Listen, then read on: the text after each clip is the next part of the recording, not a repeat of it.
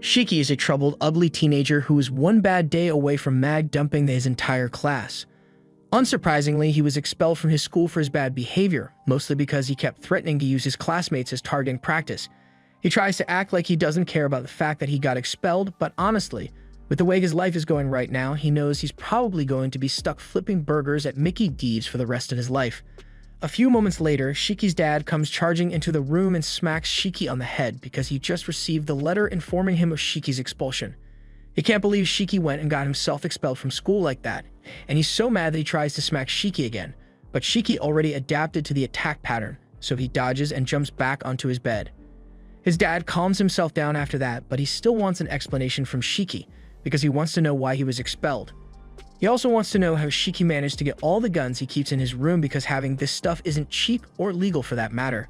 He tells Shiki he needs to stop acting like this before he ruins his life, but hearing that strikes a nerve with Shiki.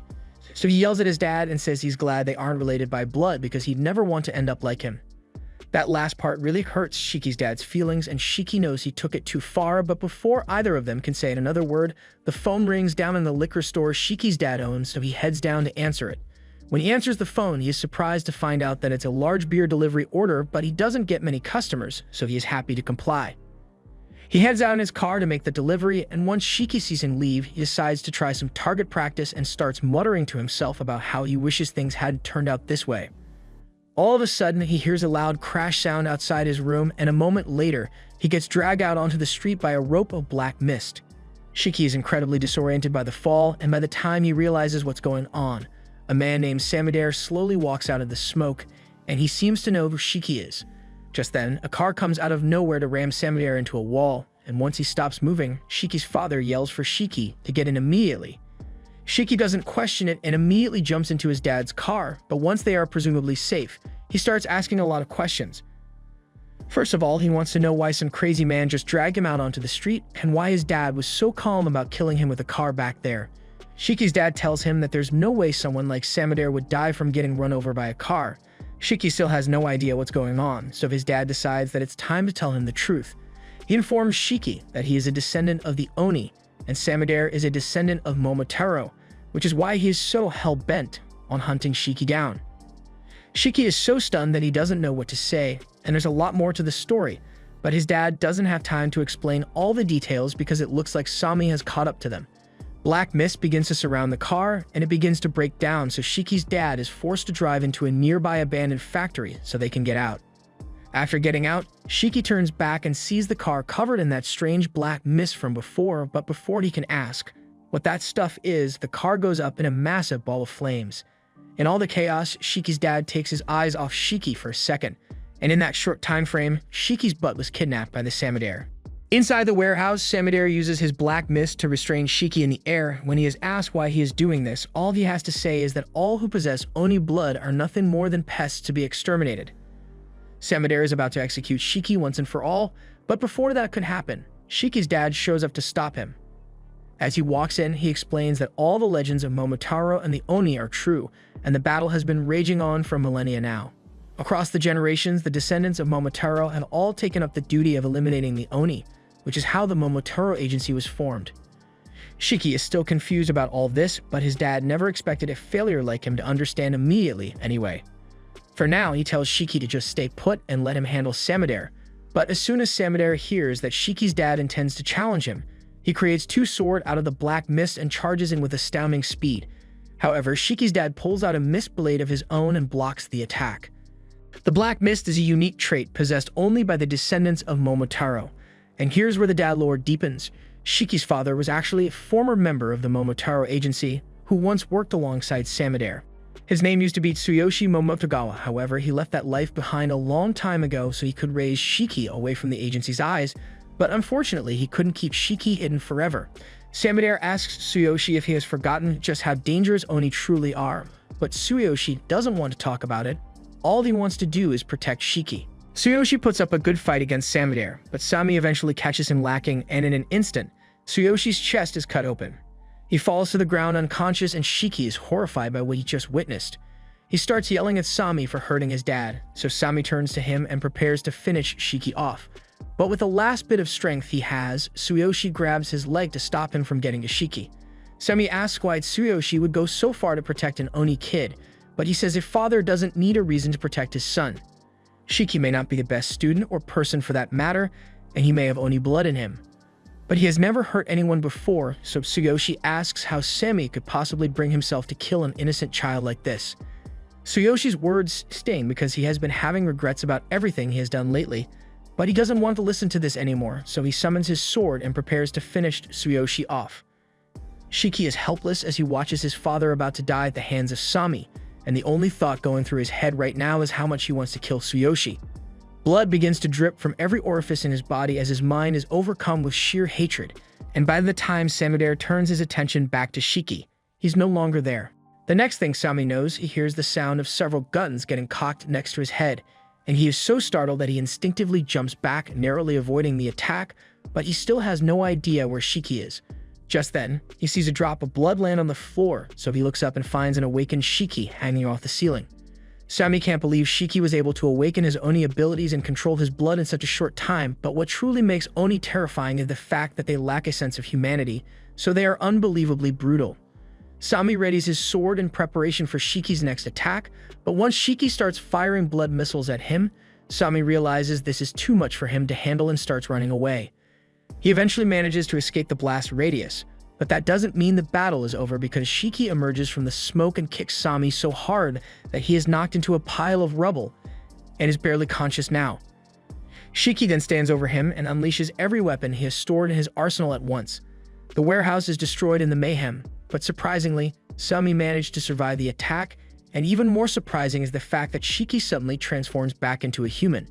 Shiki is confused and wonders why his entire body is covered in blood, which is a normal response given the situation, and Sami plans to take advantage of the confusion to finish Shiki off before he transforms again. He begins charging towards Shiki, while repeating that all Oni must be eliminated with no exceptions. Shiki isn't able to control his transformation at will yet, so he's pretty much a sitting duck right now. However, as his blade is about to strike, Tsuyoshi jumps out in front of him and takes the hit instead. Semi can't believe that Tsuyoshi would go as far as to sacrifice his life for an Oni, but Tsuyoshi recalls the good old days he spent with Shiki, and he honestly doesn't mind dying here since he got to live a fulfilling life. Samudera has grown tired of this fight, and all the destruction they cause is starting to draw the attention of the crowd, so since the Momotaro agency must remain secret, Samudera withdraws for now and fades away into a mass of black mist. Once Samudera is gone, Tsuyoshi collapses into Shiki's arms and Shiki is really worried about him, so he says he's going to call an ambulance, but Tsuyoshi tells him that no hospital can save him at this point. It's only a matter of time before he dies, so he would like to talk to Shiki one last time. First of all, he apologizes for keeping the truth from him all this time, but it's not exactly an easy topic to bring up in conversation. Unfortunately, he won't be here much longer, so he can't offer much in the way of support, but he tells Shiki to make sure he gets stronger in the future so he can beat both the Momotaro group and Oni so he can live a truly free life. Shiki yells at his dad for talking as if he has already died because he doesn't plan on letting that happen. He begins carrying Tsuyoshi to the hospital, and seeing Shiki show so much concern for him puts a smile on Tsuyoshi's face. But his wounds are way too severe, so after taking a few steps, Tsuyoshi loses all strength in his body and collapses to the floor. Shiki desperately begs his father to get up because he still hasn't gotten a chance to apologize and make up for all the hurtful things he said about him this morning, but it's already too late because Tsuyoshi is gone. Shiki sits there for a moment and cries over his dad's corpse, but all of a sudden, someone rolls up behind him and says he can't stay here because there will be too many witnesses. Shiki is startled, so he prepares for another fight, but before he could even turn around, he gets chopped in the neck and is knocked out instantly. It takes a lot of skill to be able to sneak up on someone with roller skates on, so Shiki clearly never stood a chance against him to begin with. Meanwhile, the leaders of the Momotaro agency are all in an uproar because they just found out about Samudera's failed attempt to eliminate Shiki, and they are starting to wonder if he has gotten weaker. But given the situation, they can't blame him for withdrawing since they can't let the public find out about their existence. However, they also don't want the public to become aware of the existence of Oni, so they plan to kill Shiki as soon as they can get their hands on him. However, that's going to be nearly impossible now because after getting knocked out, he was taken to a remote island in the middle of nowhere, and the idea is to enroll Shiki in a school full of half-Onis just like him so he can train his abilities properly. But before that, NATO is going to need to do a thorough evaluation to find out whether Shiki is going to be useful or not, and I can already tell that it's not going to be a fun experience. Shiki wakes up and finds himself shirtless and tied to a chair while the man behind him is doing push-ups on his umbrella. That's a sentence I never thought I'd have to say, but somehow, this is nowhere near the strangest thing Shiki has seen so far. The man's name is Nato, and now that Shiki is awake, he says he will begin explaining what's going on.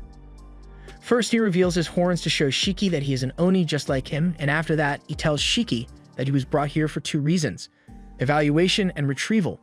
As Shiki already knows, the Momotaro agency hunts down Onis like them using the Black Mist, and the man who killed Shiki's dad was one of them. Their goal is to ultimately exterminate all Oni in the world, so to oppose them, the Oni agency was formed, and Mato's job is to find recently awakened Oni like Shiki and figure out whether he is fit to join the Oni agency. That's pretty much it, so Mato takes his board back and unties Shiki's mouth so he can ask questions. However, as soon as Shiki can speak again, he immediately starts yelling at Naito and demands to know what they've done with his father. Mego is annoyed by all of Shiki's yelling, so he deducts a few points from the evaluation and tells Shiki that his father's body was safely stored within this facility, but the guy is dead right now anyway, so it's not important. Shiki begins squirming around and trying to get himself free, but that violent behavior kind of the whole reason that Naito tied him up in the first place, so he won't be releasing him yet. Shiki is incredibly mad, but he knows yelling isn't going to get him anywhere, so he takes a moment to cool down and calmly asks Naito to release him because he has a score to settle with the guy who killed his dad. However, while his voice may have been calm, Shiki's face still looks really angry, so Naito refuses to untie him. Besides, he knows there's no way Shiki would stand a chance against a Momotaro agent, but if Shiki is so intent on getting himself killed, then Naito has a better way to evaluate him. He takes off his tie, and before Shiki can even react, Naito has snuck up behind him and proceeds to strangle Shiki with it. Basically, Shiki has to find a way out of this to pass Naito's test, and if he can't do it, then he dies either way. Naito doesn't really care. Shiki refuses to let himself die at the hands of some roller skate-wearing jerk, so he struggles until blood begins pooling around his eyeballs. But unfortunately, he wasn't able to make it out in time, so he eventually passed out. Naito is totally prepared to keep strangling Shiki until he is officially dead, but with Shiki passed out, his subconscious takes over and he goes into Oni Berserker mode. The blood on the floor forms spikes that nearly clamp down on Naito, so he is forced to back away, and the second he takes his eyes off Shiki, he gets a machine gun pointed at his head. Shiki opens fire without hesitation, but when the dust settles, Naito is completely unharmed because he shielded himself using his blood umbrella. He can tell that Shiki hasn't learned how to control his blood powers yet because the only way he could fight was by going berserk, but this could be a good teaching moment, so Naito plans to subdue him as gently as possible. By the time Shiki regains consciousness, he finds his arm covered in blood while Naito is standing above him. He has no idea what just happened, and Naito had expected as much because when an Oni goes berserk, they lose all sense of self and destroy everything in their path, which is why this room is completely trashed right now. Shiki still doesn't understand a word that Naito is saying, and Naito is starting to think Shiki might just be stupid, but to make it as clear as possible, Naito sees Shiki as a graceless oaf who doesn't understand the first thing about controlling his blood, so he tells him he has been disqualified. Shiki is incredibly frustrated by the way things turned out, but despite all his anger, one thing is clear to him now. Naito is insanely strong, so he stands no chance of beating him. Acknowledging that hurts Shiki's ego, but he needs all the help he can get if he is going to face the Momotaro agency and get revenge for what they did to his dad. He swallows his pride and bows down to beg Naito to make him his student, but Naito is already fed up with Shiki, so he turns him down immediately. In battle, fighting without using your head means instant death, so someone like Shiki, who went berserk without thinking, would never last. He can't control his blood properly, and he's just plain stupid, so Naito doesn't want a useless student like him. Anyway, now that Naito has confirmed that Shiki is useless, he's going to have to dispose of him since he can let an incompetent berserker roam free. Shiki is stunned by what Naito just said, but from what Shiki has learned about Naito so far, he knows he's not joking, so he needs to act quickly if he wants to survive. Shiki turns around and runs away as Naito prepares his blood umbrella, but he knows he won't be able to escape before Naito attacks, which is why he begins charging at him. Naito thinks Shiki must have lost his mind since there's no way he can win a head-on confrontation. He prepares a wall of spikes to intercept Shiki, and in his head, he plans out all the possible moves Shiki could make here. He could either try to attack from the side, jump over, or retreat because he can't get through these spikes, and just as Naito had predicted, Shiki chooses to jump over the spikes. But what Naito hadn't anticipated was the fact that Shiki was able to create a gun mid-jump, so he blasts Naito in the head point blank. Shiki is proud of himself for managing to land a hit on Naito, But Nato wasn't actually injured by the blood bullet since he's still way stronger than Shiki. He is shocked that Shiki was able to control his blood, but he thinks it was just a fluke since from the looks of it, Shiki is on the verge of going berserk again. He doesn't want to have to deal with the gunslinging devil again, so Nato prepares his ultimate attack to finish Shiki off in an instant. However, to his surprise, Shiki actually manages to suppress his berserk mode and remains in control, so maybe it wasn't a fluke after all. Nato doesn't understand how Shiki managed to pull it off, so he asks Shiki for an explanation, and basically Shiki saw Nato using his ring to cut his finger so he could manifest his blood umbrella, and he just tried copying it to produce a similar effect. He pretty much just yelled at his brain to give him a gun, and eventually his arm turned into a gun, so it worked out well for him. Nato finds it hard to believe that such dumb logic was actually worked, but he can't deny that whatever Shiki did was effective. Normally, in order to avoid going berserk, an Oni would need to keep all their emotions under strict control at all times, so hotheads like Shiki usually have a hard time controlling their blood and go on a rampage.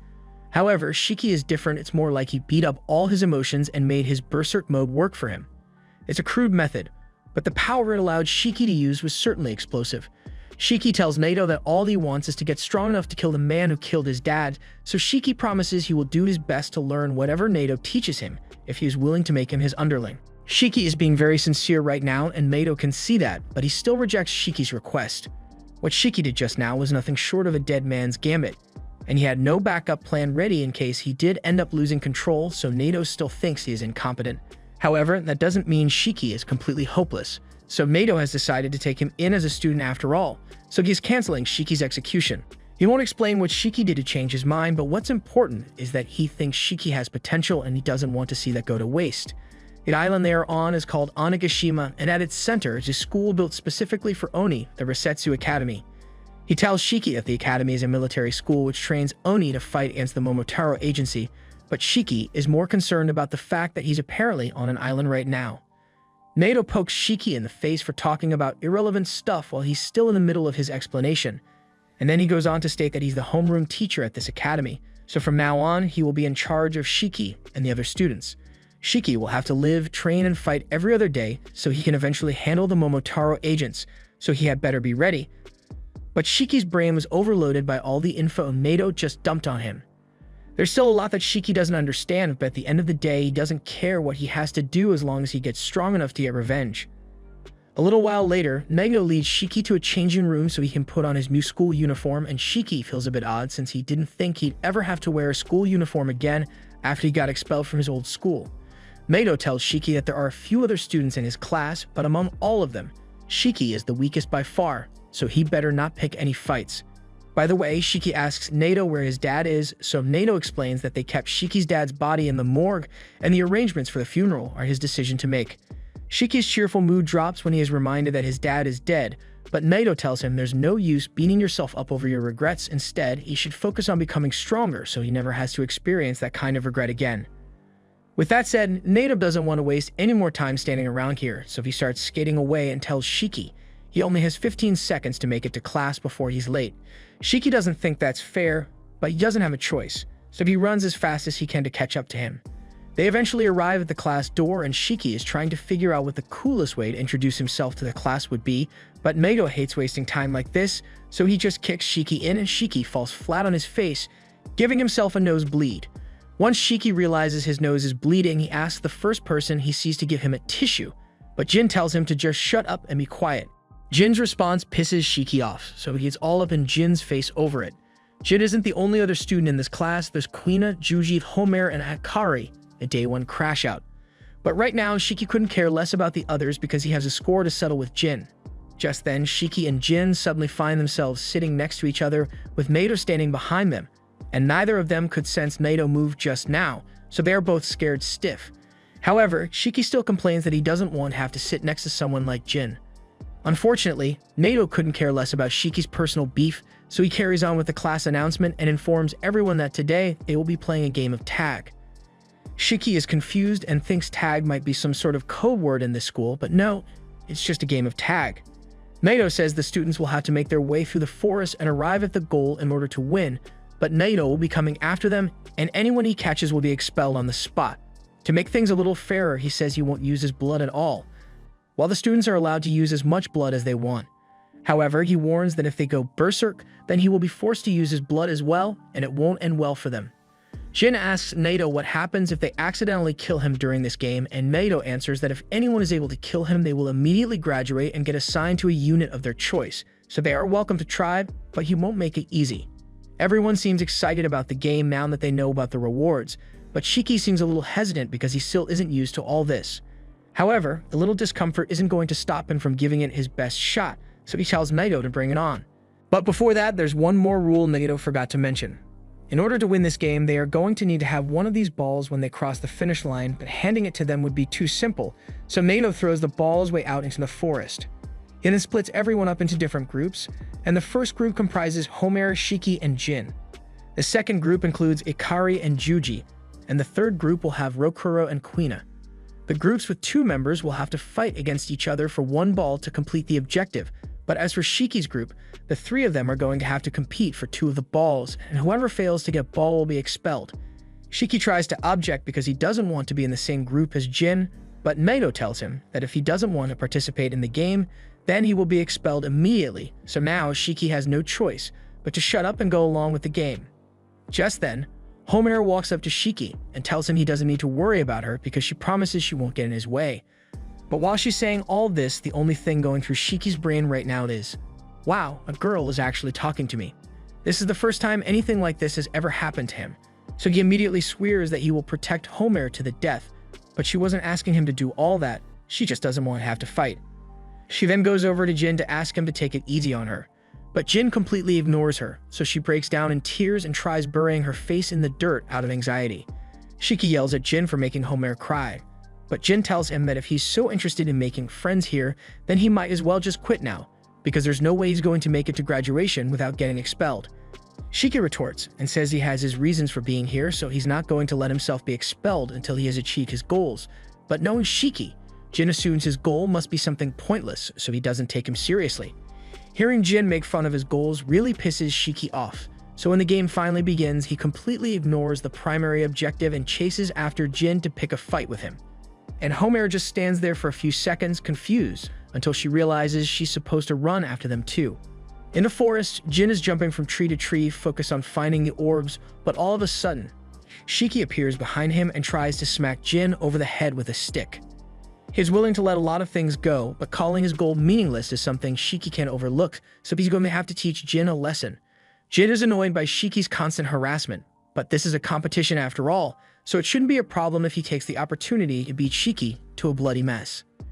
He then proceeds to take off his gloves and drags his finger across his arms, creating several buzzsaws from the resulting blood. Shiki is shocked that Jin was able to use his blood powers so easily, but he can't let him know that he's impressed, so he tries to do the same thing and bites one of his fingers to draw some blood. Unfortunately, it does absolutely nothing, and yelling in his arm isn't going to make it work, so Shiki decides to just go after Jin with a regular stick. However, that goes about as well as you'd expect when you're going up bootleg Chainsaw Man, so Shiki's stick gets cut in half, and frankly, he's lucky that his head is still attached to his body. Meanwhile, Homer is walking through the forest looking for Jin and Shiki, since she heard a strange sound coming from this place, but then she trips over a branch and falls face first to the ground, giving herself a bloody nose. She then begins spiraling into depression over how useless she is, because she's way too much of a failure to stay enrolled in this school, much less graduate. For a moment, she cheers up because she remembers that Shikiseki helped her out, but that just makes her feel worse about herself because she can't do anything on her own. For now, she decides to continue heading over to the spot she heard the noises from, completely oblivious to the fact that one of the orbs was nearby the entire time. Meanwhile, outside the forest, the others can hear the sounds coming from Jin and Shiki's fight, and Ikari is starting to get really excited, so he wants to go join in. But Juji reminds them that it isn't their turn yet. Things aren't looking good for Shiki right now because on top of not being able to use his blood weapons like Jin is also way better at fighting than he is, so Shiki is getting his face pounded in. He tries his best to retaliate, but Jin is too fast for him. And before he knows it, he gets knocked to the ground. Jin is getting tired of beating Shiki up, so he tells him to just stay down so he can go complete the challenge without any more interruptions. However, Shiki refuses to give up, so Jin decides to finish him off with a blood slash, but just as the slash is about to connect, Homer happens to walk out from the bushes, putting herself right in the line of fire.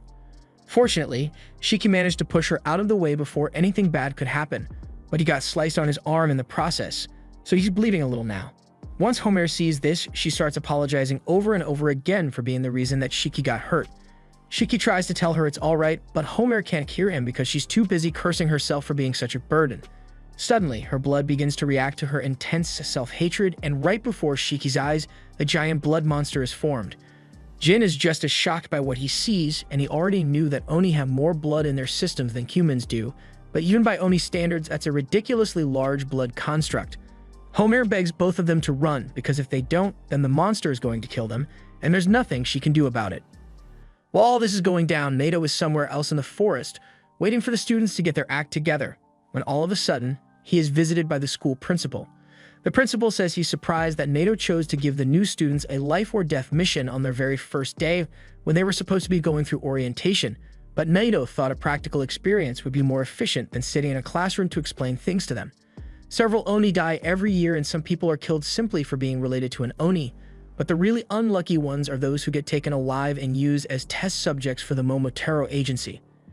Those children committed no crime, and most of them don't even know they're Oni, yet they're slaughtered all the same. It is a true tragedy, and the principal hopes those poor kids get to go to a decent afterlife, but Nato doesn't think about things that way since he believes that as long as he is strong enough, he won't die at the hands of any Momotaro agent. The principal kind of agrees with Nato's ideology, so he asks him to make his students as strong as possible so they can survive. Back on the battlefield, Shiki managed to escape the monster's attack and Jin rushed in to destroy it, but the monster's body is too thick for him to cut all the way through with his buzzsaws. Shiki calls out to Homer and asks her to do something about her monster, but unfortunately, she doesn't have any control over it, and she's too weak to do anything right now.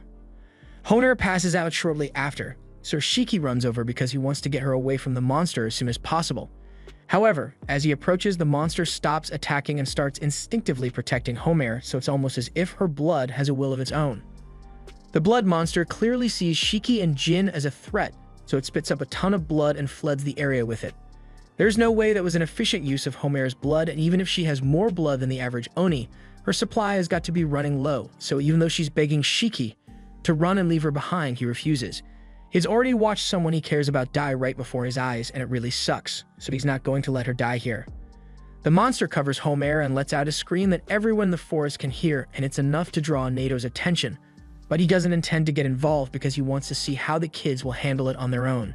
Shiki attempts to release his blood by dragging his hand against the floor like he did against Nato, but Nato can already tell that it won't work out for him this time. It was a 1 in 100 miracle that Shiki was able to pull it off earlier with no formal training or understanding of how blood release works, but his luck can't last forever. Shiki realizes he is completely powerless to help in this situation, and he feels incredibly frustrated because it was the same when he couldn't save his dad. But while Shiki is having his crisis, Jin tells him to stop crying like a baby and walks up to deal with the monster on his own. He digs both thumbs into his arms, creating a chainsaw in one and a buzzsaw in the other. Nato sees this, and he is really impressed because forming 2 different weapons at the same time requires an extraordinary amount of blood control. And Oni's blood can take any strength or shape required by its user as long as they have a clear image of what they want to create. Often the way blood manifests itself is linked to past traumas or personal preferences and tastes, so it is often said that a blood release offers a glimpse at what kind of person an Oni is. Jin runs up the monster's arm, and once he is close enough to its head, he tries slashing it off with his chainsaw. However, at the last second, it managed to protect itself by sacrificing one of its arms, so Jin has a lot of work ahead of him. And while Jin is busy saving the day, Shiki is stuck on the sidelines, so he feels like an absolute loser. He doesn't understand how Jin is able to use his blood release so easily when Shiki can't get anything to manifest at all. However, just then, he notices something he hadn't thought of before. Every weapon that Jin has created is cutting related, and Homer's blood release must be the monster that is trying to protect her. So maybe the blood release is unique to each individual, and if that's the case, then he knows exactly what his blood release is going to be now. Jin is still doing his best to fight the monster, but he gets caught off guard when it suddenly yells at him and blows out his eardrums, so he is down for the count. Mego assumes this must be Jin's limit, so he is finally ready to step in and save the kids, but before he could do so, Shiki yells from behind Jin. So Jin turns around and he is shocked to see Shiki with a giant blood gun strapped to his arm. The monster tries squashing Shiki as soon as it notices him, but he manages to dodge and braces himself against the ground before firing a blast that completely obliterates the blood monster in one go. The power of that blast was so immense that it actually somehow made it start raining, even though that doesn't really make much sense, But as impressive as it took a lot out of Shiki, so a moment later he falls to the ground. Naito walks over and tells Shiki he used way too much blood in one go, so his control still needs a lot of work. But even for someone who had to use all his blood for one attack, that level of power output was insane. Naito tells Shiki that worst case scenario, using too much blood can kill him, but Shiki already assumed that would be the case, which is exactly why he wanted to save Homer so badly. He asks Naito to take care of her first, because she needs the help more than he does right now, but before Naito can do anything, Jin comes out of nowhere and tries to slice Naito's head off his body, but Naito was quick enough to react, so he forces Jin to retreat. Naito tells him that Homer needs emergency treatment, so this really isn't the time for a fight, but Jin couldn't care less about her condition. He just wants to know if the offer Naito said earlier is still on the table. Naito confirms that if Jin can kill him, he will graduate immediately and be sent to any squad of his choosing, but that's only if he can pull it off. Jin charges at Naito and tries to slash him with his blood saws, but Naito uses his umbrella to parry the strikes and taunts him, saying his half-baked saws will never cut through his umbrella. Jin takes that as a personal challenge, so he runs in to try and cut through the umbrella, but Naito points out that there's a lot more to his umbrella than just deflecting attacks. He flicks a switch, releasing smoke from the umbrella's ferrule, but he assures Jin that it isn't poisonous, so he doesn't need to worry about breathing it in. But it is still hard to see through, so Jin assumes Naito is going to try and sneak attack him now that his vision is obscured. He prepares himself to counterattack as soon as Naito gets close enough, but before he can even react, he gets shot in the arm 3 times. He runs behind a tree for cover, and we see that Naito turned his umbrella into a rifle and is shooting at Jin. The bullets are rubber, so Jin's life isn't in danger, but it still hurts like hell, so Naito is going to keep sniping at him until he goes down. Jin admits that this makes it difficult for him to fight back, but he isn't out of tricks yet, so he creates a few more saws on his arm, and this time he flings them at Naito as projectiles. Naito is impressed that Jin thought ahead to have an attack plan for long-distance fights, but it's still not enough because when Jin tries to sneak up on him mid-air, Naito just casually throws a grenade at him, and he wasn't prepared for that at all. Luckily for him, it was just a smoke grenade so he doesn't blow up, but now he can't see anymore, so he braces himself because he thinks Naito is going to fire more shots at him. But on the contrary, Naito runs up behind him and blows Jin's back out with a punch to the spine. He even had him using those advanced ragdoll physics, but Jin refuses to give up. Naito tells him it was foolish to think he could win even though he was already injured from his fight with Homer's monster, and on top of that, he has already used way too much blood, so he can barely move. He uses his umbrella to pin Jin to the ground and tells him that if this were a real battle, that he would have died multiple times over by now. He asks him if he's really that desperate to see his father again, but hearing that from Naito sends Jin into shock because he doesn't know how he found out about that. Naito explains that he did a little background search on Jin, so he knows a lot of things about him.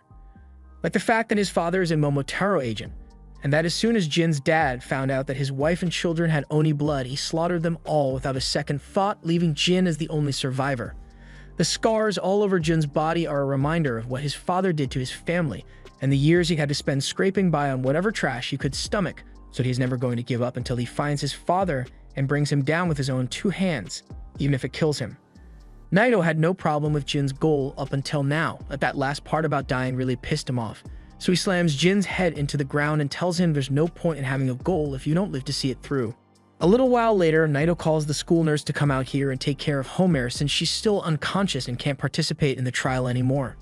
As for Jin, Naito tied him to a tree to keep him from causing any more trouble. That leaves Shiki as the final participant, and luckily he has regained enough strength to move again. So Naito tells him he still has to grab a ball and head to the finish line.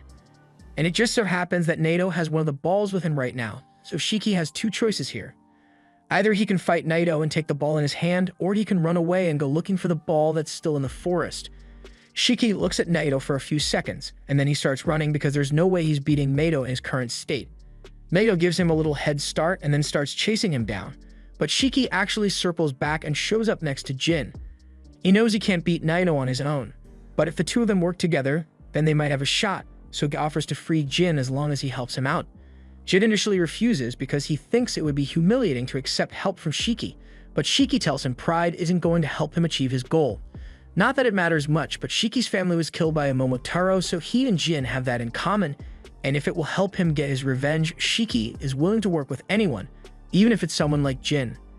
Naito is still running through the forest, looking for Shiki, and eventually he spots him running in the direction of the finish line, so he cuts him off.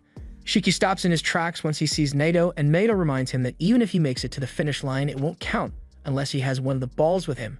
But just as he says this, Jin jumps down from one of the trees and tries to tackle Nato.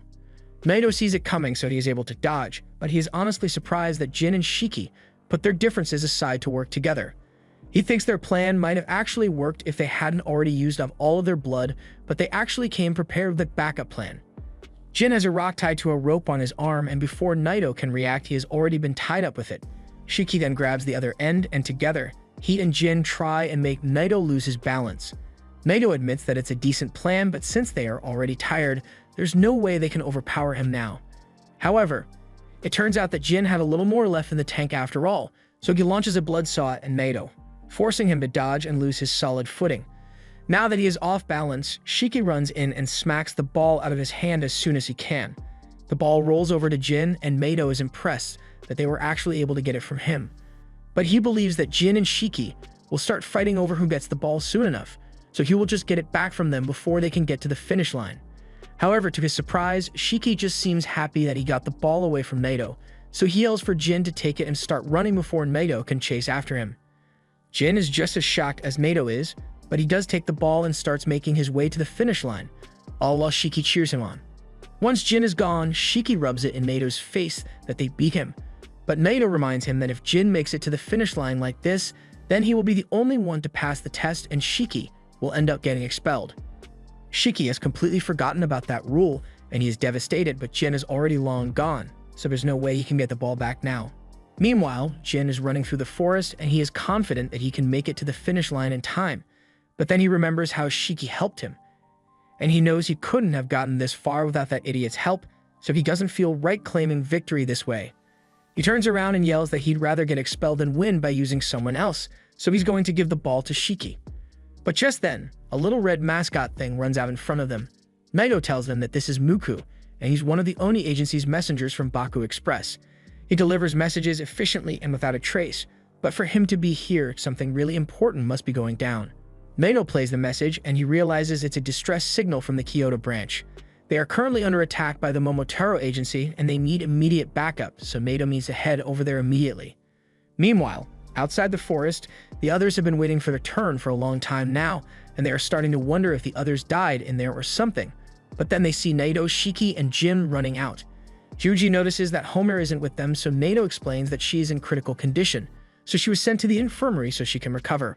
But that's not important right now because they just got a distress call from Kyoto, so Naito tells them that today's training is officially cancelled, and everyone here will be coming with him to the Kyoto branch. Within a few hours, they are all loaded onto a boat, but Juji still isn't clear on the details, so he asks Naito if they are really going to the Kyoto branch that's still actively under attack. Naito tells them they have no choice because all the other classes are currently away on field exercises, so there's no one else available to help. But he tells everyone that they don't need to worry too much, since they'll only be doing support tasks while they are out there. Kuina asks why he made them wear these dumb uniforms, so Naito explains that the normal Oni school uniforms stand out too much, and they can't risk drawing too much attention to themselves, so from now on he wants everyone here to act like regular students. Rokuro then asks what Naito meant by support roles, so Naito explains that each municipality has at least one Oni agency unit, and those units have two main responsibilities. The first is to fight on the front lines against the Momotaro agency whenever they show up, and the second is to provide support where necessary. They help the Oni who live among humans and make sure they aren't discovered by the Momotaro agency.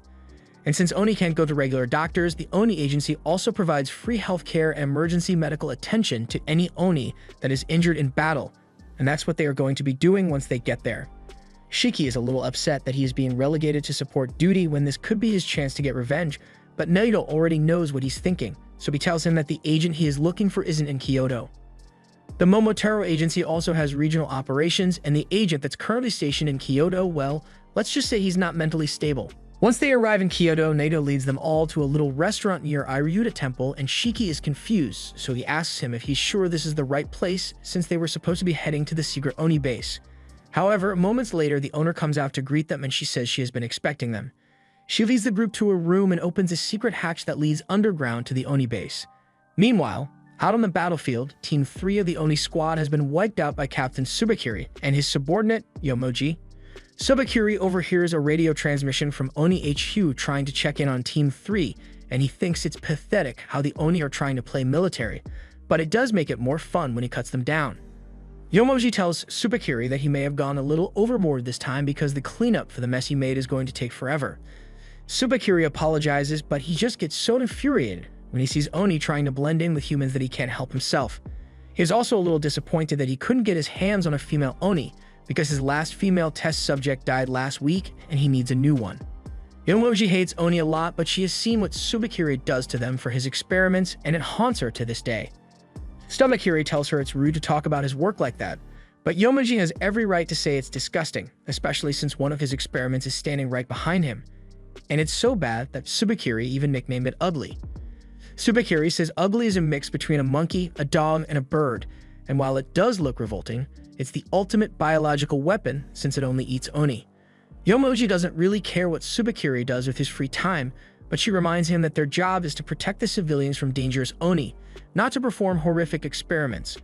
Suba understands that, but he has always been fascinated by the properties of Oni blood and the way it can be controlled. Yomoji points out that they have similar powers to the Oni, so Suba could easily research that instead. He admits that she's right, but the experiments really hurt, so Suba would much rather use a disposable specimen like an Oni. While Subakiri was busy talking about all the gruesome experiments he has been doing, a terrified Oni boy has been hiding behind a pillar. Subakiri says he's going to move on to the next area, so the boy breathes a sigh of relief, thinking he is finally safe. However, Subakiri shows up right in front of the boy because he knew he was hiding there the entire time.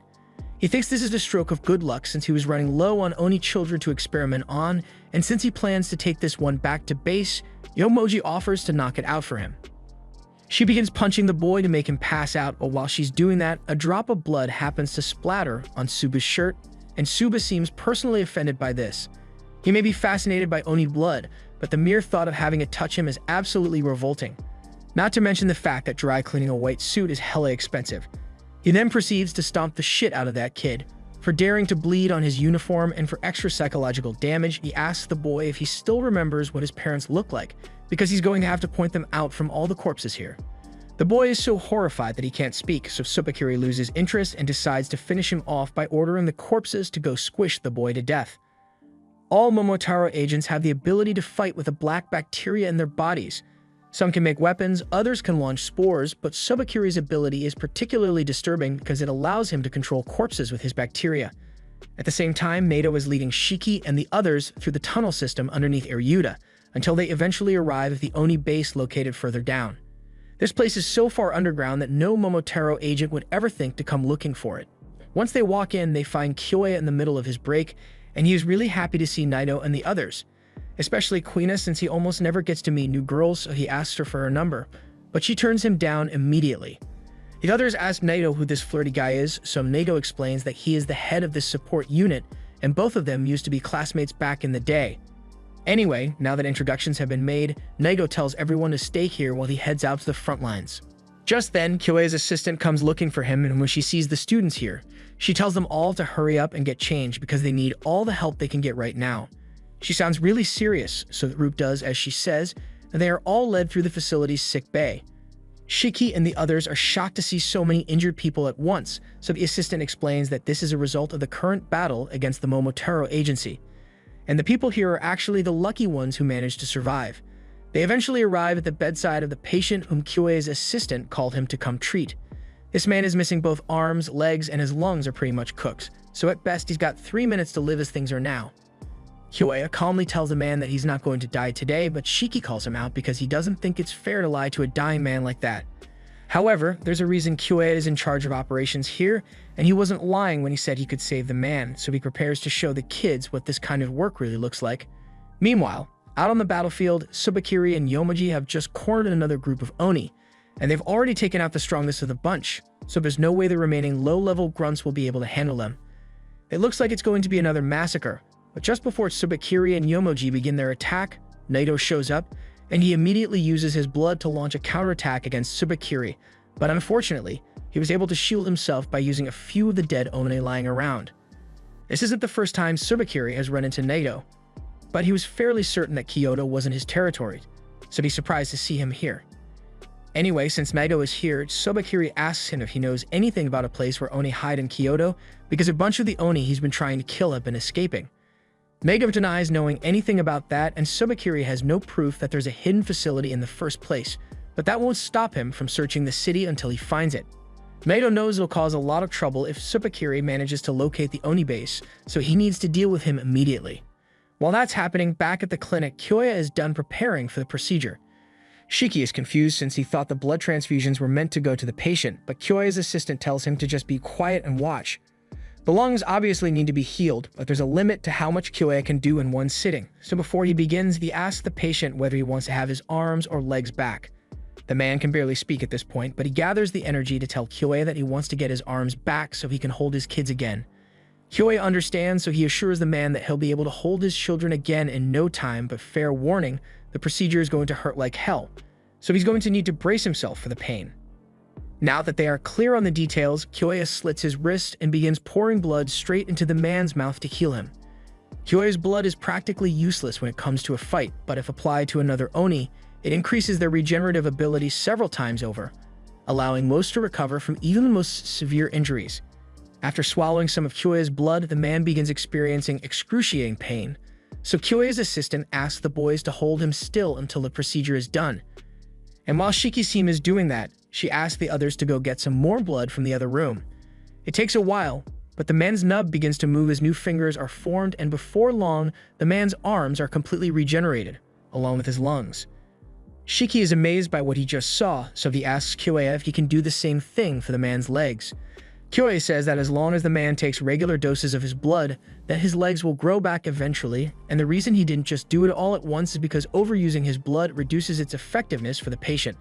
Kyoya tells the man that his life is no longer in danger, but he's likely going to have to retire from the battle unit after this injury, but he is always welcome to come work in the support unit. Kyoya even offers to hook him up with a prosthetic leg in the meantime so he can run around with his kids again, and the man is so touched by his kindness that it brings him to tears. Kyoya tells everyone that this is the reality of what it means to fight on the front lines, and if they aren't careful, they may very well end up in the same condition as this man. He understands that they all have their reasons for wanting to fight in the battle unit, but he wanted them to remember that the people fighting out on the front lines can only keep moving forward because they know they have the support unit backing them up. Seeing all this has motivated Shiki to do his best, so he tells Kyoya that he's willing to do anything to help. However, Kyoya actually has a different job in mind for Shiki. He leads Shiki over to a little girl who is staring blankly into the garden, and he explains that the girl's name is Mei. They rescued her from an attack earlier today, but her parents haven't been found yet, which is why she is catatonic. Kyoya can tell that Shiki is a kind person, so he asks him to look after Mei for a little bit. Shiki thinks he can handle that, so he goes over to Mei and tries to start a light-hearted conversation, but Mei isn't responding to anything he says. He eventually asks her if she wants to go to Aruna with him. And this gets Mei's attention because she has never heard of that place before, so she asks him what it is. Shiki is glad that she finally spoke to him, but he's a little surprised that she's never heard of Aryuta since it's common knowledge. Just then, Shiki hears a lot of footsteps nearby, so he and Mei go to check it out, and they see the support unit carrying a bunch of bodies in. Kyoya's assistant explains that the patrol unit came across a large pile of bodies in their usual route, so there are around 30 here, and it just so happens that the corpses of Mei's parents were among the bodies because she breaks down in tears as soon as she sees them. Back on the battlefield, Nato is getting ready to attack, but before he does, Sobakiri asks him if the present he left has been received yet. Meno is confused, so he asks what he means, and Sobakiri explains that he already knew he'd never be able to find the Oni base on his own, which is why he infected a couple of corpses with his black bacteria and left them out in the open. That way, when the corpses are retrieved, they'd inevitably be brought back to the base of operations, giving Subakiri direct access. In fact, by his calculations, the bodies should have arrived by now, so he decides to give them a quick test run. Over in the base, Mei is still grieving over her dead parents when Subakiri takes control of her father's body. At first, Mei is delighted because she thinks her father managed to survive somehow, but then she takes a look at his eyes, and they are completely black and soulless. It takes a few moments for Shiki and Kyoya to notice the body choking Mei, but when they finally see it, Kyoya immediately recognizes it as Subakiri's ability, so he asks Shiki to cover Mei's eyes while he takes care of it. Shiki doesn't understand what's going on, but he does it anyway, and once Mei's vision is blocked, Kyoya takes 2 scalpels and lobotomizes Mei's dad. The only way to stop a corpse once Subakiri has taken control of it is to destroy the brain. And Kyoya soon comes to the realization that if this corpse was infected, and the rest that were brought in are probably infected as well.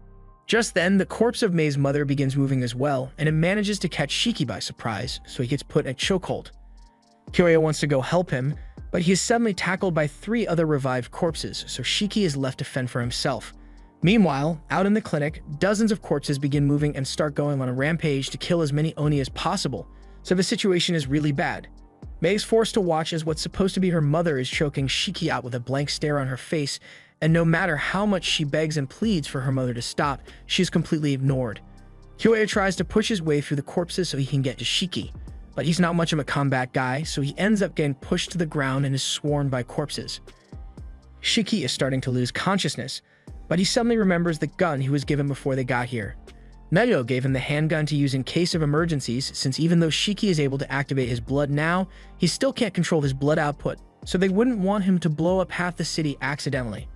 It's loaded with special blood-infused bullets, so it should be able to handle most threats. But those bullets aren't easy to make, so he warns Shiki to only use it when absolutely necessary. The gun is definitely necessary in this situation, but Shiki is hesitant to pull the trigger because Mei is clearly still in denial over what has happened, so shooting her mother right in front of her would be devastating. She may even end up hating him because of it, but unfortunately, he doesn't have much of a choice in this situation, so he pulls Mei into his chest to block her line of sight and proceeds to blow her mother's brains out. The thought of what he just did is weighing on him because this is the first time he has ever killed someone before, but he doesn't have time for an existential crisis since Kyoya is still getting attacked. He proceeds to shoot those ones in the head as well to save Kyoya, and he is thankful for the help. But there's no time to waste because the support unit doesn't have any combat protocols in place, and there are still tons of living corpses attacking patients in the clinic, so Kyoya puts Shiki in charge of dealing with the corpses while he's going to focus on getting the patients to safety. Meanwhile, the rest of the clinic has been completely overrun with walking corpses, and no one knows what's going on, but the injured patients are completely defenseless right now, so Ikari and the others are working together to keep them safe. However, no matter how many times Ikari or the others knock one down, the corpses always get back on their feet moments later, so they won't be able to keep this up for much longer. Just then, Shiki shows up, and he tells everyone that the only way to deal with the corpses for good is to destroy their heads, otherwise, they'll never stop moving. He then begins headshotting as many corpses as he can, and when the others realize what he's doing, they finally understand what they need to do. Jin wastes no time and takes off his gloves so he can activate his blood saw to slice into the heads of a few of the corpses, and this time the corpses don't get back up, so targeting their heads really works. The others get to work busting the corpses' heads, and Shiki is still blasting away with his gun. And while they are busy fighting, Juji and Rokuro start carrying patients out to get them to a safe place. A few of the corpses try to follow them out, but Ikari refuses to let that happen, so he punches one and suplexes the other into the ground. Now that they know how to keep the corpses down, they are holding their ground a lot better, but there are still so many that it's going to take a long time to clear them all out. Shiki has been firing at them for a while now, but the more he thinks about it, even though these guys are technically already dead, he is still basically being forced to kill them a second time. All of them must have had someone who cared about them, even though he knows there's nothing he can do to save them now. Having to blow their brains out over and over like this makes him feel like a murderer. Meanwhile, Naito is still outside battling Tsubakiri, but when he tries to impale him with his umbrella, Tsubakiri simply blocks it with 3 corpses. Naito is pissed that Tsubakiri is still using Oni corpses as meat shields, but a second later, Ugly then jumps in and nearly takes Naito's head off with one big swing, forcing him to back off. Tsubakiri mocks Naito and says there's nothing wrong with him using pests to block attacks from other pests like him, but saying stuff like that is only making him angrier. The other Oni soldiers offer to assist Naito in fighting, but he tells them to just escape to the evac point because they won't last long if they fight Tsubakiri directly.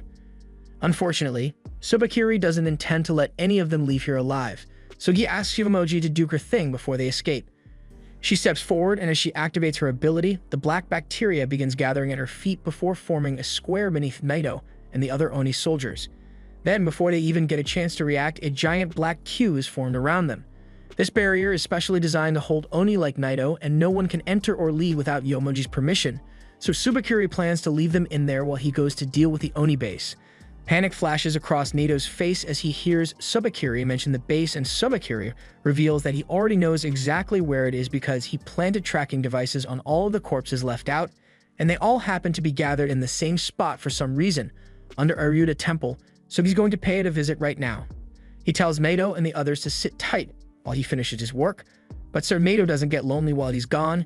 He asks Yomoji to give Ugly permission to enter the barrier. Subakiri doesn't really care if Mato destroys Ugly or not, since he can always make a new one. So rather than have it fight, he decides to just make Ugly blow itself up inside the barrier to take Naito and the others out with it. With a snap from Subakiri's fingers, Ugly's body begins to swell with energy, and it doesn't take long for Naito to figure out what's about to happen, so he yells for everyone to get down, but there's nowhere to hide. The explosion goes off, and it's so powerful that it completely destroys Yomoji's barrier, leaving the area covered in smoke and debris. The explosion was huge, but Subakiri is honestly a little disappointed with the output, since he was expecting a much larger boom than that, but he can always just have improved on it with the next chimera he makes. Yomoji asks if they should really be leaving without confirming that all the Oni are dead, but Subakiri doesn't want to get Oni blood on his suit again, and he's pretty confident that no one could have survived an attack like that. However, amidst the rubble, we see Naito heavily injured but still in one piece. Back at the clinic, Shiki and the others are finally done killing all the corpses, and Kyoya's team has relocated all the patients to a different hall. So the worst of it has passed, but both Kyoya and Shiki are worried about how Mei is handling all this, since finding out that her parents were dead was already bad enough, but then she had to watch as her parents' corpses were killed a second time. All this must be incredibly hard for her to process, so Kyoya and Shiki go up to her to offer support. Shiki apologizes for shooting her mother in the head, expecting her to hate him for what he did, but to his surprise, Mei tells him it's alright because there was nothing else he could have done. Everyone is shocked that Mei is so calm about this, but she says that deep down she has always known that a day like this would come. Her entire life she has lived in hiding, never attending school, and moving from place to place like they were constantly trying to hide from someone, and that someone finally caught up to them, so an outcome like this was inevitable. She tells Shiki and the others that there's no need for them to worry about her, but Shiki can't stop himself from thinking about how depressing this situation really is, and he can't accept it. When he was Mei's age, all he used to do was sit in front of the TV and watch superhero shows all the time. At the time, he idolized heroes, but even though Momotaro agents are supposed to be the good guys, they are making life a living hell for innocent Oni who have never hurt anyone. The reality of things is so twisted that it makes Shiki sick. But since the Momotaro agency will never see Oni as anything more than villains, then he might as well play the part and become the biggest villain ever seen, so he can crush the Momotaro agency. He hugs Mei and tells her everything's going to be okay because he swears that he will make a world where she can smile again. Hearing those words from Shiki brings a sense of comfort to Mei, so for the first time in a while, the glimmer of hope returns to her eyes. A little while later, Kyoya heads into the tunnels with Jin because they still need to take care of all the bodies of their fallen comrades, so Kyoya wants to get the cremation furnace ready. In the meantime, the others are busy gathering all the bodies so they can be moved. Akari hates the fact that they got stuck doing all the grunt work, and he's even more upset because Yuji has been slacking off for a while now. He yells at him to get back to work, but Yuji says there's something that has been worrying him for a while now. Given the fact that they were attacked from within the base, their location might be exposed, so they might not be safe here anymore. It's better to be safe than sorry, so Yuji decides to use his ability and lets a drop of his blood hit the door. His blood has the ability to let him detect all living beings within a 5-kilometer radius, so while it's not exactly great for combat, it's still really useful. If he focuses, he can even confirm whether someone is a Momotaro agent or not, although it's not precise enough for him to determine the power level of the individual yet. Yuji begins his scan, but after a few moments, he discovers something that's very concerning. Meanwhile, over in Ryuta Temple, Subakiri and Yomoji have just arrived at the old lady's shop, and they wasted no time killing her once they confirmed that she's an Oni. They also found the entrance to the hidden base, so Subakiri calls HQ and asks them to send several of his ugly chimeras to this location, including the special one he has been working on. He also asked them to send him the file on that high-risk Oni that they talked about in the last commander meeting, since there's something he wants to check, since the fact that Naito showed up earlier has Subakiri convinced that something big must be going on. Meanwhile, Momoji is checking out the secret entrance, and it looks really big down there, so she's worried about going in when they don't know how many Oni could be waiting for them. She suggests they could just throw some poisonous gas down there, and Subakiri kinda likes the sound of that idea, but he suddenly gets a text with a report from HQ, and as soon as he reads it, his face twists with a wicked smile. He tells Yomoji that they are going to head down there in person after all, and when she asks him why, he says he wants to ask each Oni for their name before he kills them. Yomoji asks him why, so he tells her that there should be an Oni down there named Shiki, and if they find him, he wants to capture him alive because there's something special about him and Subakiri wants to study it. Kyoya has just finished showing Jin how the crematorium works, so they start heading back to the clinic. But before they go, Jin asks why they built a crematorium here in the first place. Kyoya explains that catastrophes like what happened today are more common than he thinks, so a lot of bodies are bound to pile up and they don't exactly have the freedom to bury Oni in regular cemeteries, so cremation is the only option. He wants to make it clear that the world Jin is about to step into is dangerous, and it's not possible to save everyone, but as long as Kyoya is around, he swears he won't let Jin or the others die so easily. He asks Jin if he has any more questions he'd like to ask, but he says he already understands exactly what he's getting himself into. He walks past Kyoya and Kyoya is about to follow him, but all of a sudden, he senses someone behind him, and by the time he turns around, he has already been stabbed by Tsubakiri. Tsubakiri is disappointed because he was aiming for Kyoya's heart, but his reaction made him miss the vital organs. As soon as Jin realizes that these two are Momotaro agents, he activates his blood saws and tries to go after Tsubakiri, but just then, Yomoji appears behind him, and she begins forming a Q around his head. Fortunately, Kyoya notices in time and manages to pull Jin out of the way, causing the Q to be formed around his arm instead, and it's a good thing too, because that Q twisted Jin's arm all the way around, so it's definitely broken.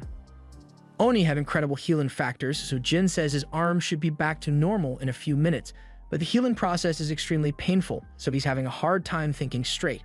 With both Kyoya and Jin injured, it is pretty clear to see that their odds of winning are almost zero, so Kyoya tells Jin to go back to the clinic to warn Shiki and the others that Tsubakiri is in the building.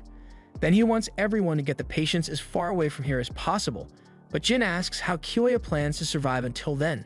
In all honesty, Kyoya is not sure how this will play out, but he says he will figure something out, and Jin decides to trust his judgment, so he runs off and tells Kyoya that he will make sure to come back for him.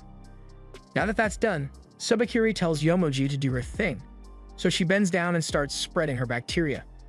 Kyoya has no idea what they are planning, but from what he saw earlier, Yomoji's power allows her to create black boxes.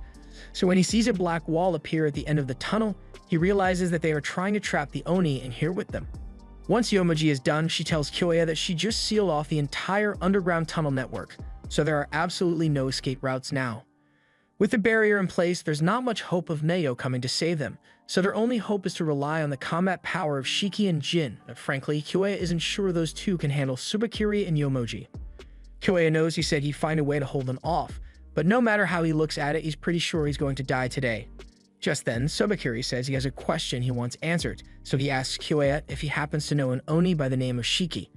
Kyoya doesn't respond, but if Tsubakiri is looking for Shiki, it can't be good, so Kyoya needs to keep him busy for as long as possible to buy Shiki some time. He reaches into his jacket and pulls out a syringe of deadly poison, which he carries on himself for emergencies like this. However, before he even gets a chance to use it, Tsubakiri has already dashed past him and sliced his carotid artery. Kyoya begins panicking and tries to use his blood to heal himself quickly, but it's already too late as blood spurts out everywhere and he falls to the ground. Tsubakiri is disappointed that Kyoya really died so easily, but in the rush to get over here, he forgot to bring some corpses along with him. So he's about to use his powers to take over Kyoya's body, but at the last second, he stops because it looks like Uglies are finally here. He asks Yomoji to let them in, so she snaps her fingers and 4 of Tsubakiri's monsters pass through the barrier. Tsubakiri asks them if they brought what he asked for, so one of the Uglies spits up a large box, but he doesn't want to touch something covered in Ugly spit, so he tells them to unwrap it for him. The Uglies do as they are told, and once they are done unwrapping, it is revealed that the box is a special coffin. Meanwhile, Jin makes his way back to the clinic to warn everyone. However, when he opens the door, he finds the main room completely empty. He starts walking around and yelling for the others because he's worried something bad might have happened to them already, but as he turns a corner, he sees Shiki pointing his gun at him. Shiki and the others are relieved that it was just Jin, and Jin is glad that they are all still alive, but he wonders where the patients all went. Shiki explains that Juji's ability allows him to scan a 5-kilometer radius, and he happened to locate 2 Momotaro agents in the tunnels, so he warned everyone, and they immediately began evacuating. Unfortunately, partway through the evacuation, a strange wall appeared and blocked off all the exits. By then, all the patients had been moved to safety by then, but a bunch of the staff are still stuck here, including Mei. Kuina asks what they are going to do now, and that Carrie suggests they should start looking for any possible exits, but Kyoya's assistant tells him that she already checked the entire network, and all the exits are blocked off. Just then, Shiki realizes that Kyoya isn't here, so he asks Jin what happened to him, but before he can say anything, an Ugly enters the room. Everyone is so stunned that they don't know what to do, and in their state of confusion, the ugly walks up to one man and proceeds to eat him right in front of everyone. Seeing such a horrific sight sends all the support team members into a panic, so they all run away, and Ikari tells the others that they should do the same since it would be bad if they get cornered here. A few minutes later, Sobakiri and Yomoji arrive at the clinic, and he's impressed that the Oni were able to build something this elaborate underground. He instructs the Uglies to put the coffin down here and then tells them that they need to bring the boy named Shiki back alive, but they can kill everyone. Yomoji asks what Subakiri is going to do in the meantime, so he tells her he's just going to wait here until they are done because he has some thinking to do. Meanwhile, Kuina and Rokuro are hiding in the changing room, and she's looking through the drawers to find a change of clothes since this nurse outfit would be difficult to fight in. While she's doing that, Rokuro lies on the ground in panic, and he's certain that his body is going to give out from all the stress he's suffering. Kuina tells him to quit whining because he's just out of breath from running over here. She eventually decides to change into some sportswear she found since it's the easiest to move in and she needs to get ready to set up an ambush. Rokuro is amazed by how positive, healthy people like Kuina can be because he could never think like that. In fact, just the thought of having to fight that thing is giving him a headache. The two of them suddenly hear the sound of an ugly approaching and Rokuro goes into a full-blown panic attack because he doesn't want to fight that thing. He begs Kuina to do something to handle it for him, and seeing Rokuro act so helpless triggers her yandere instinct, so she tells Rokuro he doesn't have to worry because she'll take care of it. Rokuro is surprised that she actually agreed to fight without him, but Kuina tells him he should hurry up and hide before it's too late, so he scampers off into a closet for safety. Moments later, an ugly bursts through the door and Kuina seems confident that she can handle it, but then it points to her and asks if she's named Shiki. Kuina is caught off guard by the fact that this thing just spoke to her, but she tells it that she's not Shiki, and once the ugly confirms that she's not the one he's looking for, it charges at her. Kuina dodges all of the ugly's attacks and rolls out of the way, but in the process, the ugly destroys a wall, and the force knocks the closet that Rokuro is hiding in over, causing him to get so scared that he ends up passing out. Meanwhile, outside, Kuina is annoyed because the ugly knocked Rokuro over, so she's done messing around. She bites into her finger and activates her blood eclipse, forming gloves around her fist, and with these, there's no way she can lose. Meanwhile, elsewhere in the facility, Jin is running back out into the tunnels to find Kyoya, and Yomoji is wandering through the clinic halls looking for someone to attack. As for Ikari, he gets cornered by an ugly in one of the rooms, but this is exactly what he was hoping for since it gives him a chance to actually do something. The ugly raises its voice and asks him if his name is Shiki, but Ikari angrily denies it because he doesn't want to be compared to Shiki. But speaking of Shiki, he has been running around looking for a safe place for Mei to hide, but there aren't many options, so he ends up hiding her in some bushes and hoping for the best. Back with Kuina and Rokuro, Rokuro finally regains consciousness, and he is panicked because his heart definitely stopped from the stress a moment ago, so it's a miracle that he's still alive.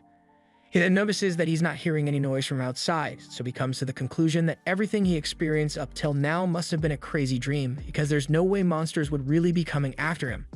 However, when he opens the door, he finds the ugly staring right at him. That sends him into another panic attack, so he tries calling a timeout because he doesn't want to get eaten, but for some reason the ugly actually doesn't attack him. Rokuro looks up and sees Kuina telling the ugly to come over to her, and it is obediently following her instructions. She tells it to stand right there and turn its head towards her, and once it is in position, Kuina proceeds to knock the daylights out of the ugly. Rokuro knows she's doing this to protect him, but right now he's even more scared of Kuina than he was of the ugly, so he can't bear to watch. Kuina continues beating the ugly until it eventually stops moving, at which point she gets up and admires her handiwork.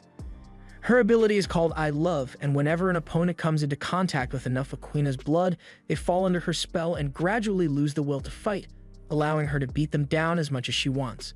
Those who know Kuina describe her as a dependable sisterly type, and she definitely is dependable, but her close friends describe her a little differently. She has a tendency to become obsessed with people she cares about, so she ends up wanting to do everything for them, and I mean everything. On the bright side, she's not a tie you up in the basement levels of obsession yet, so that's a good thing. But she's just found her new object of affection, so she'd do anything for him at this point. Rokuro thanks Kuina for saving him from that monster, and he swears that he will never forget what she did for him, but that's just making her more infatuated. She tells Rokuro that he doesn't need to worry about it, since she can handle weaklings like that without breaking a sweat, and while she says all this, she is laying out a footing on the floor. Rokuro wonders what that's supposed to be for, but before he can ask, Kuina picks him up and tucks him into bed with her laying next to him, and he has no idea how he's supposed to react in this situation. Meanwhile, one of the support team's members has been spotted and is currently running away from one of the uglies, even though she's a good distance ahead of it. Before she can escape, it pierces her skull, killing her instantly. The ugly then walks past the woman's corpse to continue searching the clinic for more people to kill, and back in the room with Kuina and Rokuro, he's still not sure what to do here. He stares straight ahead and tells Kuina that she's awfully close to him, but she's more concerned about how pale his face looks right now, so she gets up and offers to make something for him. She asks Rokuro what his favorite food is and starts looking around to see if she can find a kitchen. And while she's doing that, Rokuro puts some serious thought into what just happened. It makes no sense for Kuina to care about him this much, so the only logical explanation he can think of is that this is a trap, and she's trying to get him to lower his guard so she can use him as bait to distract the monsters. Kuina notices Rokuro trembling in fear, and she gets really worried, so she asks him what's wrong, but a moment later, she hears something approaching. She turns around and finds another ugly standing there, so she gets up and prepares to beat this one up as well. The ugly swings its tentacles at Kuina, so she moves out of the way, but that thing pierced straight through the wall, so getting hit with one of those strikes would be really bad. She realizes this one is going to be tougher to beat, but she still thinks she can overwhelm it, so she jumps in with a haymaker. However, it turns out that the ugly is able to make tentacles out of every part of its body, including its head, so it twists its head out of the way and stabs Kuina in the shoulder. She tries to keep her distance so she can recover, but the ugly wraps itself around her arms and proceeds to bounce her around the room like a pinball. The entire time, Rokuro was just cowering in the corner of the room, watching Kuina get manhandled by this thing. She can't break free from its grip, and she's way too disoriented from all the spinning and slamming to fight back, so the ugly starts stomping her head into the ground. And it's not going to stop until her brains are scattered all over the floor. Rokuro realizes the situation is really bad because if nothing is done soon, then Kuina is definitely going to die. He wants to go help her, but he's too scared to leave his hiding spot because he's sure he'll be murdered the second he steps out. Kuina is still getting the stuffing stomped out of her, and Rokuro tries to convince himself that if he ignores it, someone will eventually come to save her, but deep down he knows that's not true. He's Kuina's only hope of survival right now, yet he can't bring himself to move, and he is left wondering when he became this much of a wimp. He wasn't always like this, and now that he thinks back, it all started with his first crush, Lulu. Whenever she was with him, Rokuro would never miss an opportunity to oar a farm in front of her, even going as far as to jump off a cliff for no reason aside from the fact that it made him look cool. Doing it was so terrifying that his hands were shaking, but he kept himself calm and collected because he didn't want to look weak in front of Lulu. Rokuro was born in a secluded town in the woods where lots of Oni lived among people, so things were relatively peaceful. Rokuro would often spend the day dancing with Lulu, and it's one of his fondest memories with her, but one day she suddenly fell ill. From the moment an Oni's horns appear, their blood chemistry changes entirely, so she couldn't go to a regular doctor anymore. Fortunately, there was an Oni doctor in town, so Rokuro was able to take Lulu to get treatment, and she was set to make a full recovery. However, things rarely ever work out so conveniently, and a few days later, the village was raided by Momotaro agents. Lulu and Rokuro were lucky enough to survive the raid without being found, but the Oni doctor wasn't so lucky, and with him gone, there was no one left to treat Lulu's illness, so her condition kept deteriorating day by day. Rokuro did everything he could to help her, but he didn't exactly have the necessary medical knowledge, so he decided to go from town to town, searching for another Oni doctor, no matter how long it takes. Unfortunately, he was already out of time. Lulu grabbed his hand to say goodbye, and the final words she ever said to him were that she had always thought he was cool, so she wants him to stay that way once she's gone. Moments later, Lulu's arms went limp and she drew her last breath. Rokuro spent days crying over her body, and he had spent so long relying on her as his safe haven that he didn't know what to do once she was gone. Eventually, the only thing he had left of her was her scarf, and once she was gone, all the worries and dread he had been keeping buried for her sake ate him alive. His hair turned white from all the stress, he suffered severe insomnia, and before he knew it, he had become a completely different person. Back to the present, Rokuro watches as the ugly prepares to finish Kuina off, but he is still too scared to do anything, so he accepts that she's going to die because he's too useless to help. But just then, he recalls Lulu's final words asking him to remain cool and confident for her sake, and if she were to see him now, she'd definitely be disappointed. Just as the ugly was about to split Kuina's head open, Rokuro dashes out of the closet and carries her out of the way. He sets her down gently, and he feels bad since Kuina only got hurt because she was trying to protect him. If Lulu could see him right now, he's sure she'd be disappointed in the kind of man he became. He can't keep living like this, so he swears to himself that he will become someone Lulu would be proud of, and to do that, he first has to face the monster right in front of him. He'd be lying if he said he wasn't terrified right now. In fact, his heart is beating so fast that it feels like it could burst out of his chest at any moment, but he smiles through it and tells himself everything will be fine because he can handle this. He bites into his finger to allow his blood to flow and forms a visage of Lulu. He asks her if she'd be willing to stand by his side again, even if he's not as cool as he once was. The blood visage floats behind Rokuro and Lulu gives him a hug. So as his blood covers his body, Rokuro can literally feel the panic and anxiety fading from his body, giving him much more confidence than he usually has. This is his blood eclipse release, and yes, it is basically a dose of antidepressants, but it also comes with this cool jacket and sick fawn. The Ugly tries to pierce him with its tentacles, but with his blood awakened, Rokuro is able to dash past the Ugly's attack and slices both of its arms to pieces in one move. This technique is called the Frigid Ash Dance, and Rokuro modeled it after one of the dances he used to do with Lulu. It creates a swarm of razor-sharp petals that slice and sync with Rokuro's dance moves, and that was just the start because he still has a lot of moves left to try. The Ugly launches another attack with the rest of its body, but it's nowhere near fast enough to touch Rokuro. He feels lighter than ever before because right now it's almost as if he's dancing with Lulu by his side, so he feels like he could accomplish anything. And now that he's back to his old self, he proceeds to aura farm for a few seconds before slicing the hell out of the Ugly and reducing it to chunks. Rokuro is really proud of himself because he finally accomplished something and he looked really cool doing it, but it's too bad no one was around to see. Meanwhile, Shiki is still hiding in one of the rooms with Mei, and once the coast is clear, he tells her it's safe to get out now, but Mei seems a little off. Shiki asks her what's wrong, so she tells him that since her mom and dad are already dead, that maybe she's better off dying as well. Shiki can understand why she feel that way, and it certainly is an option, but he tells her that she can't let herself die, no matter what. Shiki knows Mei's parents most likely wanted to protect her more than anything else in the world, so if she dies, then it'd mean all their efforts were wasted. However, as long as Mei continues to survive, it means they haven't lost yet, so Shiki tells her to live on and fight. Shiki also promises to fight and crush the people who stole Mei's family from her, and he hopes that Mei will be cheering for him when he does. For now, he asks her to stay here and keep hiding since even though the monsters are gone, there are still Momotaro agents on the loose, and he doesn't want them getting their hands on her. Mei can't believe Shiki is really going out to face the Momotaro agents, and she tries to stop him because those guys are a whole lot stronger than he is, and she doesn't want him to die, but Shiki tells her she doesn't have to worry because he will win. He doesn't know how he'll do it, but his heart is telling him that there's no way he can lose and that's good enough for him, so he'll keep fighting no matter how hard it is. Meanwhile, outside the barrier, Nato finally regains consciousness. He asks the guys how long he has been unconscious, and they tell him it's only been around 15 minutes, but a quarter hour is more than enough time for Tsubakiri to have done some serious damage. The guys apologize to Nato because the only reason he got hurt was because he had to protect them, but he says there's no need to worry about that. Right now, he has bigger issues to deal with, so he gets up and starts skating away, but the men tell him to stop. They tell him that he's too injured to be moving right now, and they ask where he could possibly be going at a time like this. Nato explains that he's going to the base at the Iryuta Temple because his students are there, and they are going to need his help dealing with Tsubakiri. Back at the clinic, Shiki walks into the main hall and finds Tsubakiri patiently waiting there.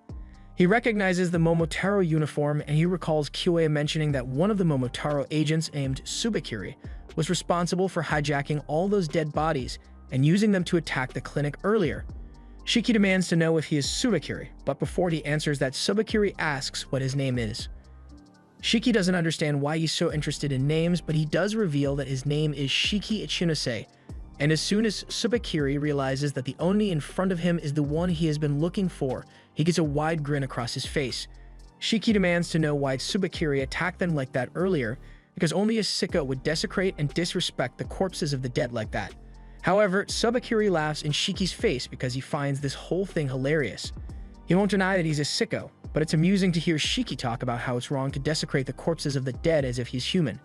He reminds Shiki that only humans have rights, so everything he has done to the Oni is fair game, and he doesn't plan on stopping anytime soon. Hearing Tsubakiri say that sends Shiki into a blind rage, so he pulls out his gun and aims it at him. At the same time in the tunnel system, Jin is on his way to go check on Kyoya when he is suddenly stopped by Yomoji. She asks him if he's on his way to see Kyoya, because if so, he shouldn't waste his time since he's been dead for a while. Yomoji saw the expression on Jin's face change when she mentioned that Kyoya is dead, and she thinks it's laughable that monsters like them would care about one another.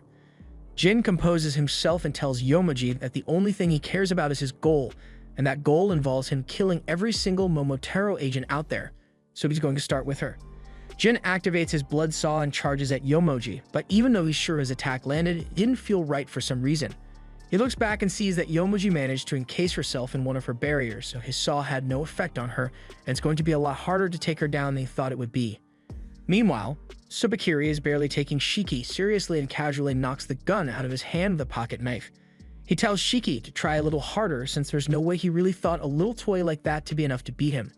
Shiki refuses to let that slide, so he then proceeds to create a fully modded arm cannon with a scope attached. Mego told Shiki to avoid using his powers since he doesn't have control over the output yet, but this isn't the time to be worrying about that, so without hesitation, he pulls the trigger on Tsubakiri, blasting him along with everything in a 5-meter radius to Kingdom Come. Tsubakiri managed to dodge the blast somehow and he is completely unharmed, but he admits that he wasn't expecting Shiki to have so much firepower, so that kind of startled him. Shiki mocks him and asks if Tsubakiri is really scared of a little old gun like this because there's a lot more where that came from and he doesn't plan on holding back, so Tsubakiri better be prepared. This was the end of episode 8. Subscribe to not miss the next part.